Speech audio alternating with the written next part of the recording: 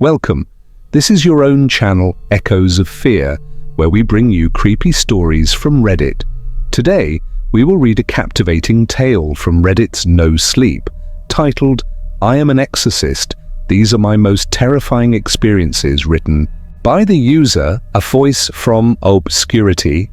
So please sit back, relax, and enjoy this adventure. I sincerely hope you find the story engaging. Now, without further delay, let us begin our exploration. I am an exorcist, a priest of sorts. I never went to formal training to become a priest, but a wonderful friend and mentor of mine, whom I will call Father James, taught me. I won't use his real name because he was very well known. He taught exorcism courses at the Vatican regularly, and he became a prominent leader in the diocese where we lived. He has since passed away, and I don't want to do or say anything to taint his sterling and impressive legacy. Although I was raised as such, I'm not Catholic. I do believe in God and the devil, but not as the Catholics do. After my experience dying, a good family friend from my mother's parish told me about Father James. I sought him out and told him my story. He was certain that I had been given a special gift from heaven. Over the course of almost 3 decades, we became close friends. I guess I should tell you about when I died. When I was 15, I developed an awful infection in my leg that led to a serious fever. I don't remember the car ride, but I do remember going into the hospital and later going into a room. The person taking me back must have told me a joke, because my memory is of laughing. The next thing I knew, I was standing next to my gurney, which was still proceeding down the hallway, but very, very slowly. So slowly, you almost wouldn't know. It was moving unless you focused directly at it. Even then, it was hard to tell. I instantly marveled at my astounding eyesight. I could see everyone in the hospital, as now the walls, floors, and ceilings around me were almost completely transparent. I could also see into people's bodies. I could see their organs down to a microscopic level. I watched blood pump through, their veins like molasses in a blizzard. That wasn't all. If I focused intently, I could see people miles away with perfect accuracy, all frozen in time. As I looked at people, I could see their presence, their intentions, I suppose, whether they were good people or bad people. It's weird to explain it, but each person was engulfed in a different glow. Most people have relatively white auras, and I could tell they were good inside, but few people had very, very dark auras which concentrated as pure, inescapable blackness inside of them. I could feel it emanating from them. The darkness cast horrific images into my mind or filled me with terrible emotions just to be near them. It was as if they sucked the life and well-being out of people around them without anyone being aware it was happening. The other things I saw were more terrifying. Saw creatures. They varied in size, but as I glanced around, I noticed they came in several varieties. There were creatures that were small with wings, or had the remnants of where wings once were, that looked somewhat like gargoyles, but they were disgusting to look at. One type of creature consisted only of a torso that floated in the air, focused on and centered above people below. Every creature that I saw was absolutely horrifyingly, terrifyingly hideous. Just to look at them made you want to run and hide. They were preying on people by influencing their thoughts and trying to control their minds. I saw a man that was wearing what looked like a very expensive suit and tie. I was amazed at the degree of darkness that enveloped him. His aura was darker than any person I had yet seen, so much so that his eyes were pitch black to me. I saw a small demon perched on his shoulder, whispering into his ear as he was in the midst of smiling and waving at someone. I heard the little devil hissing, "They can't harm me, they can't even touch me, and once they finally kill that bitch, I won't have anything to worry about." A man stood in the hallway talking on a public phone, everyone still frozen in time. A demon levitated above him, only consisting of a torso, arms, and no head. He was holding 2 long black ropes, one in each hand, that came out of the crown of the man's head. It reminded me of the old Western stagecoaches that used reins to lead horses. Suddenly I felt a massive jolt of electricity course through me that sent pain through my whole body and made me so rigid that I couldn't move. The demons all turned and looked at me. One let loose an awful howl, a terrible, horrific sound, and pointed at me. 2 demons immediately turned and started moving toward me at marvelous speed. The moment before, they would have dashed into me. I awoke in a hospital bed. Several people stood over me, somewhat chaotic, fidgeting with a mask on my face and other such things. They said my heart stopped. Something due to my temperature and blood pressure, we never really got a straight answer about it anyway. After some time I recovered, but now I could sense demons around me, and it was always terrifying. I knew where they were and could discern what they were doing, either to me or to others. I could also see demons from time to time when they grew powerful enough to manifest themselves in our dimension. Although that didn't happen often, when it did, it was extremely dangerous and terribly destructive. Only these powerful demons are strong enough to possess someone. But for a demon possessing a person, it takes tremendous endurance and power. That power, like all things, can be weakened and broken. For the most part, demons are weak. They are able to whisper in our ears and influence our minds, but there are many things that can prevent them from affecting us or reverse the influence already established. They watch us. They know our weaknesses. They seek us out and prey upon us. Unless you give yourself over to the ocean of evil around you, odds are you will never encounter a demon. Demon. It's one of those words that doesn't really need a definition on the surface, because we all probably have some preconceived notion of what demons are, if you believe they exist at all. And you should. You absolutely should. Right, this very moment, I can say with almost complete confidence that there is a demon lurking behind you. Can you feel it? It's watching you and waiting, plotting and scheming. Trust me when I say it's there. If you're sensitive, you will feel it watching you late at night when it's dark and you're tired and alone. Demons are predators, and they have nothing else to do but focus on us. They try to influence us to do things that dim our light and feed their darkness. That darkness leads to power, and that power leads to their ability to take control of our bodies. I mentioned before that a demon's power ebbs and flows. Demons feed upon our negativity, such as hate, jealousy, envy, and fear. We act, speak, or think in such a way that allows them the opportunity to grow stronger and manifest themselves. If we continue down that path, eventually our light dissipates completely and we are left only with darkness. To every exorcism, I take my King James Bible, long leather restraints, a decorative and very old stiletto, large light sticks, the kind you crack to light up, and an embroidered white cloth with strings on each corner. Holy water, candles, the use of Latin, special priestly garb, and crosses are all simply superstitions.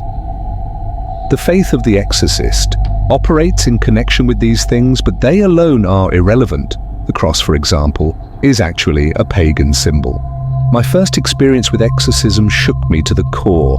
Although I was only 19 at the time, if I think at any length about the experience, I still feel the same terror and dread well up inside of me. In fact, I'm shaking now just in preparation to tell this story. Only when Father James called me did I know he suspected a real possession. Late one Friday night, I got a call at 2 a.m. from Father James. He was at the home of a family whose 24-year-old daughter had been engaged in work as a psychic, also known as a medium, for several months. Earlier that evening, her mother heard loud screams and chanting in her bedroom, as well as things crashing against the walls. When she went in to see what the matter was, she found her daughter levitating about 3 feet off the floor.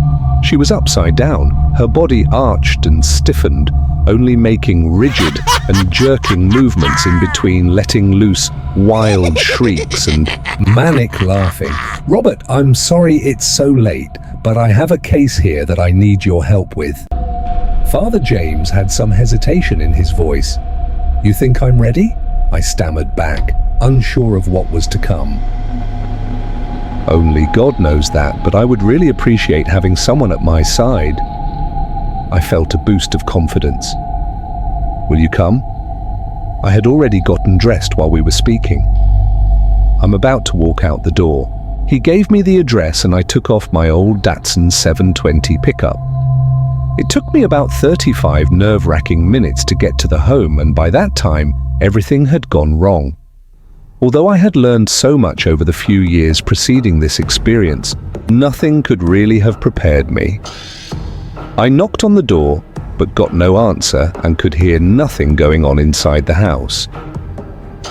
It was a dark night with no moon or any light whatsoever, save for the faintly glowing street lamps behind me. After only a minute, I decided to try the door, and luckily, it was unlocked. I slowly stepped inside the foyer, and from there could see down the hall in front of me, although it was eerily dark. "Hello?" I called out somewhat loudly, thinking that perhaps I had the wrong house. "Father James!" Walking forward several steps, I fumbled for a light switch on the wall.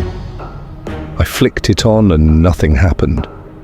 I heard the low roar of a guttural laugh coming from the darkness ahead of me.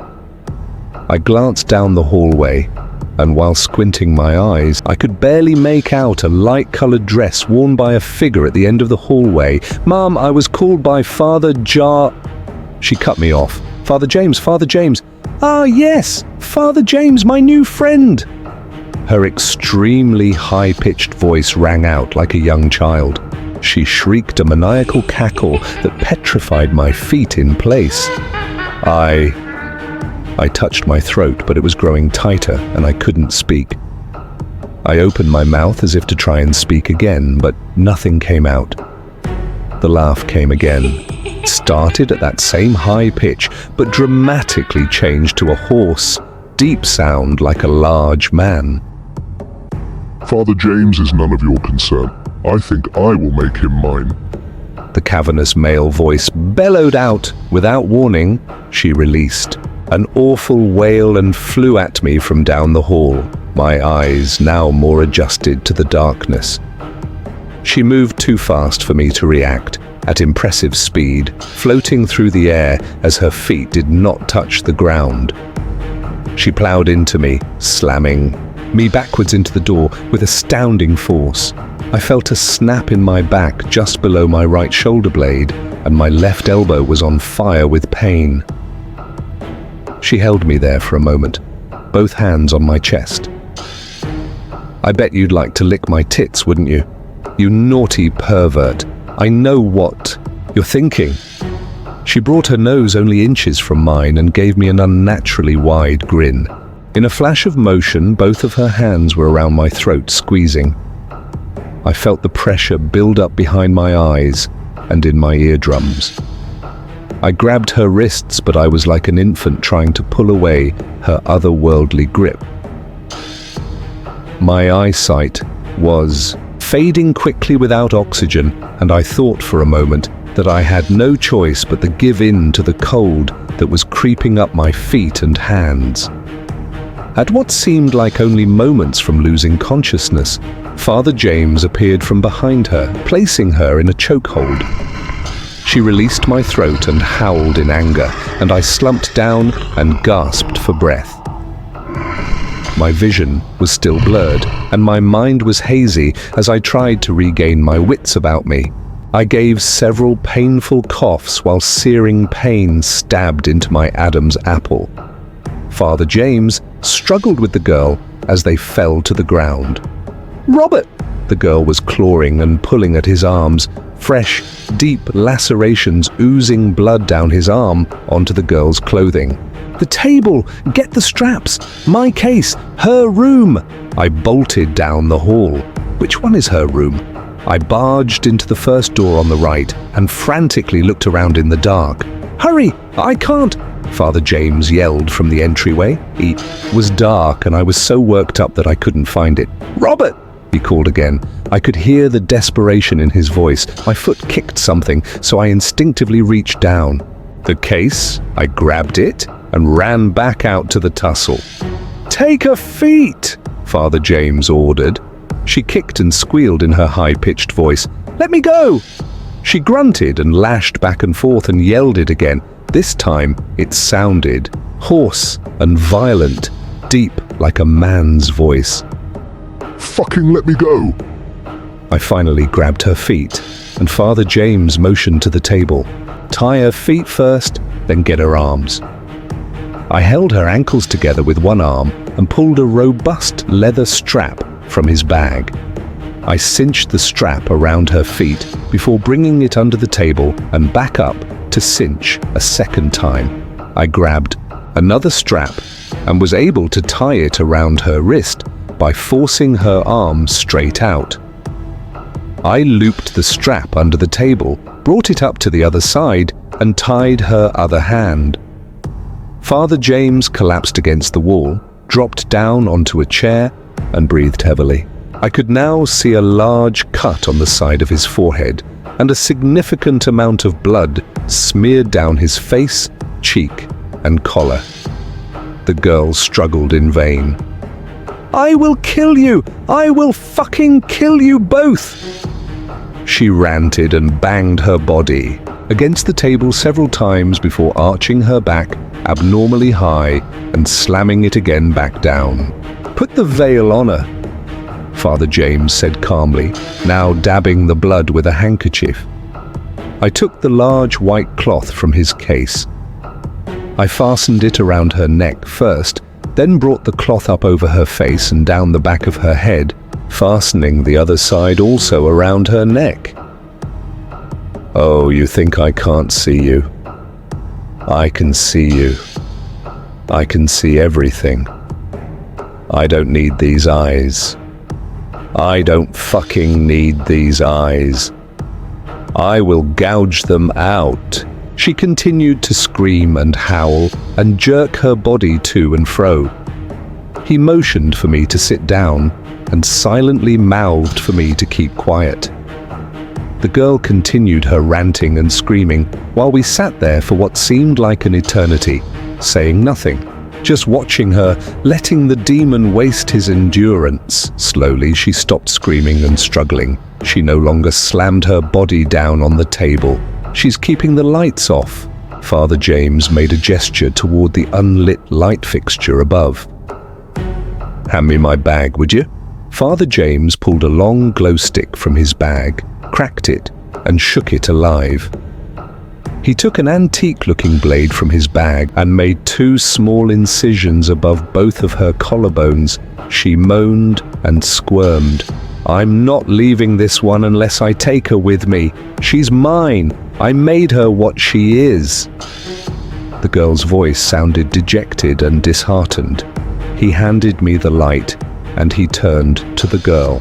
"Demon, reveal yourself. Tell me your name." "Little whore, little whore. I'm just a silly little whore," she shouted at the top of her lungs. Father James pulled out his Bible and began reading. She flailed wildly while screaming. He handed the Bible to me. "Continue reading." I looked down and found that it was open to John chapter 10, about the Good Shepherd. "To him, the porter, openeth, and the sheep hear his voice, and he calleth his own sheep." She interrupted me. "Let me go, Robert. My Robert, let me go." and I'll fuck you so hard. Ha ha ha ha. Oh, I'll fuck you. She stuck her tongue out and pushed against the cloth, covering her face. I could already tell the demon was growing weaker. In the name of the Almighty, I command you to come out of her! Father James stood at the end of the table next to the girl's head. She howled that much more. The table began to shudder violently and slowly lifted off of the ground. "Stand back!" Father James yelled at me. He stepped back into a doorway, and I stood just outside of the arch that led into the room. The table floated higher and began to rotate slowly. It quickly picked up speed and soon was spinning out of control, smashing into things in the room. I command you to come out of her. You filthy, unclean one. Father James had his arms stretched out toward her. As soon as he finished speaking, the table froze in the air, then slammed down on the ground and broke apart. The girl, still tied to the mess below, arched her back and pulled in a forceful gasp. She went limp. A few moments later, she looked around at us, confused, and started to sob. We untied her and helped her to a chair. "Are you all right, dear?" Father James placed a hand on her shoulder. She nodded slightly and continued to cry. Thank you for joining us on this expedition through Echoes of Fear. A special mention is due to A Voice from Obscurity from Reddit NoSleep for telling us this story, which has some attachment to the movie Exorcist. If this story left you gasping and heaving for more, remember to like, share, and subscribe for more clawing tales. Do you know any tale you've been keeping hidden to yourself? One that just cries to be told? Tell us about it in the comment section below. It may find some space in the upcoming haunted episode. Until next time, stay safe.